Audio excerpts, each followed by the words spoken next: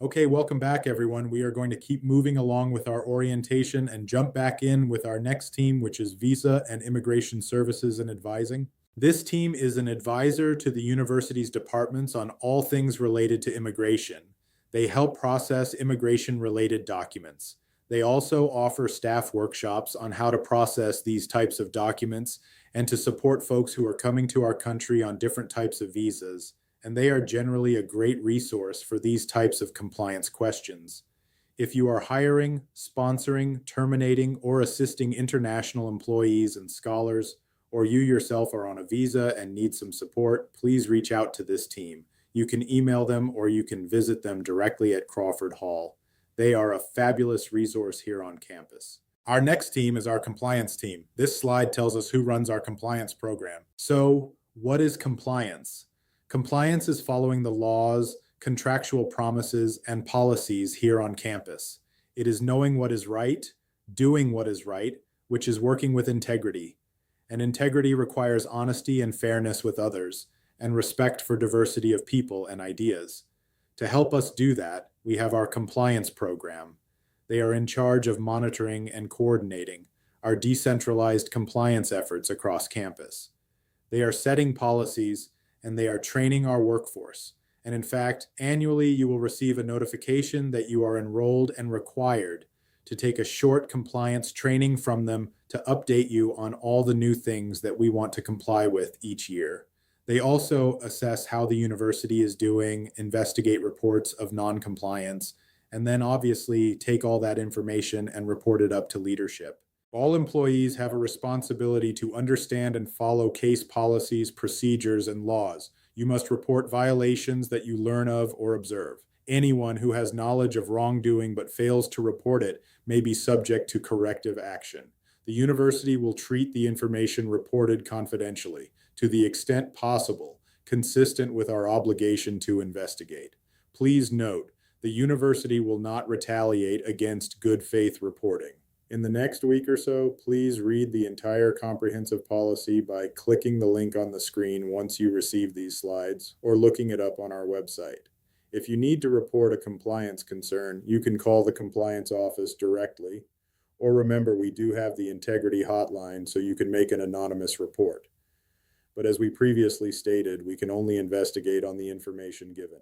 Here are some examples of reportable issues. We obviously have theft and abuse of university resources, misuse of sponsored research funds, harassment, discrimination, falsification of timesheets, records, privacy breaches, safety hazards, security hazards, and fraudulent or inaccurate financial reporting. And as you can imagine, the list goes on and on. Another thing that we want you to be aware of is the university's conflicts of interest policy. As a research university, this pertains to us. You can review the entire policy on our website, and it is also in the faculty handbook if you are a faculty member joining us today.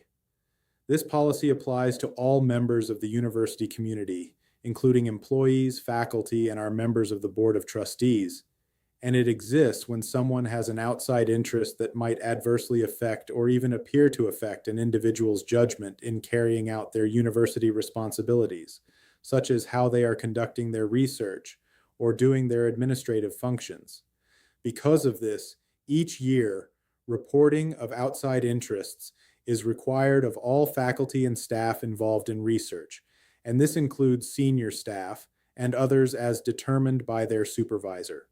The reporting of all of this is handled by the offices listed on the slide. If this is something that is going to apply to you and you have questions, thoughts, or concerns, you can definitely reach out to them and they will be happy to help you. Our next team is public safety. Here on campus, we have our own amazing public safety team keeping us all safe. So just like any other police department, they have some contact information, both an emergency number and a non-emergency number. I would really encourage you either today or this week, once you get these slides, to put both of those numbers in your phone so that you have them. We really hope you never have to use them, but it is good to have them. You can also email them with general questions and concerns, or visit their website. Our Division of Public Safety is made up of lots of different individuals, so we have sworn police officers, campus security officers, communications officers, administrative staff, and a student EMS team. Our Division of Public Safety has equipped our campus with some very cool safety features. So we have over 1,600 cameras, over 1,300 access control points, 400 blue light phones, which you can see on the slide. And then we have 150 AEDs and Stop the Bleed medical kits. As you are getting acclimated to campus and to your building, be on the lookout for the blue light phones, the AEDs, and the Stop the Bleed medical kits. Again, hopefully you will not ever have to use them, but it is good to be aware of their location. Now we will share some information on alerts and staying aware of them as part of the campus community. As an employee, you will be automatically enrolled to receive emails from public safety if something is happening on campus, so you know what is going on and you know what to do.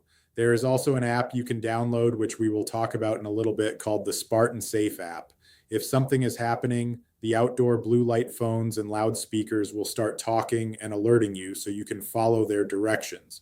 If you are bringing guests to campus that would like to opt in to receive these alerts as well, they can just simply text CWRU ALERTS to 67283. Then they will receive those alert notifications. Now we will unpack some of the university's alerts a little bit more deeply. We have some different types. The first one would be a security alert. This would indicate that a serious criminal incident is in the campus area. This might be something like a subject entered a residence hall through a propped door and stole a computer that was left unattended. Next, we have an emergency notification, so this alert would indicate that a hazard event is on or approaching campus, such as a fire or a weather system. We had a very brutal winter, so we did receive some of these emergency notifications, so it was very helpful to have them easily accessible on our phone. The alert may state the campus is closing at 11 a.m. due to inclement weather and only essential personnel are expected to be on campus. And then last, we have a safety advisory.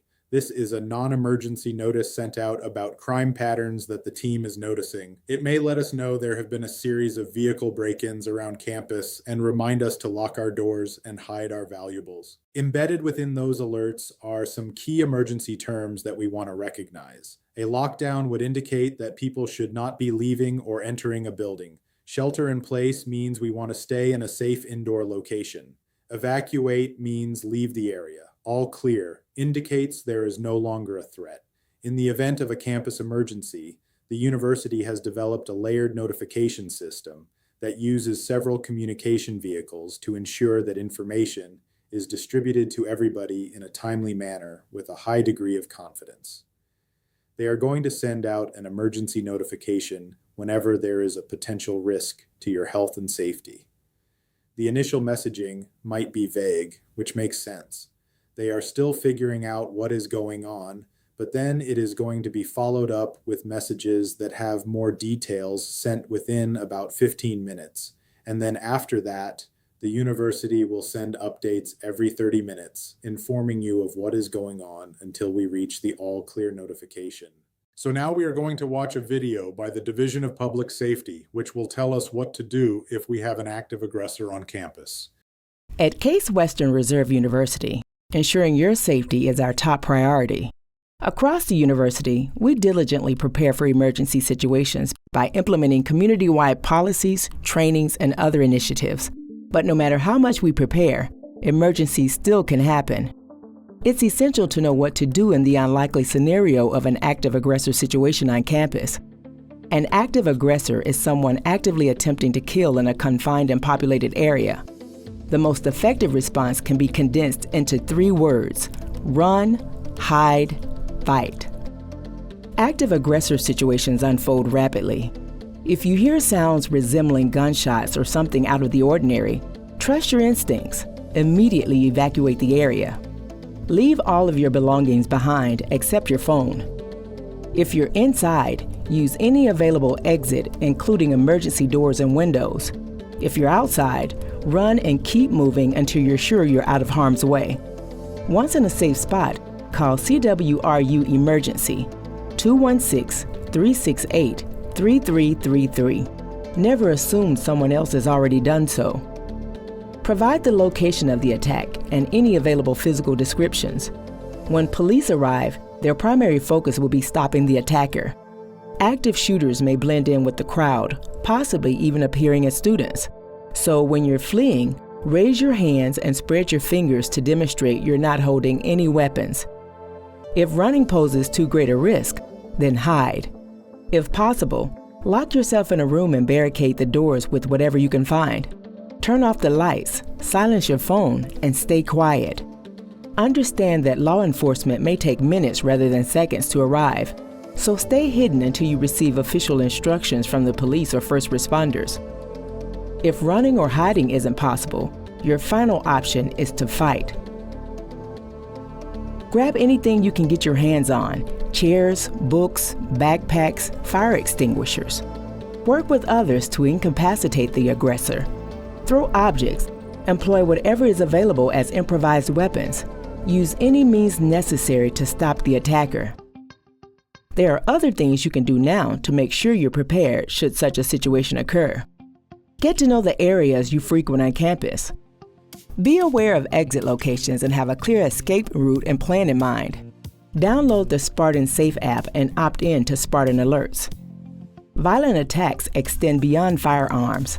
However, the recommended actions for all active aggressor incidents remain the same. Run, hide, fight. Remember to store the CWRU emergency number in your phone, 216-368-3333.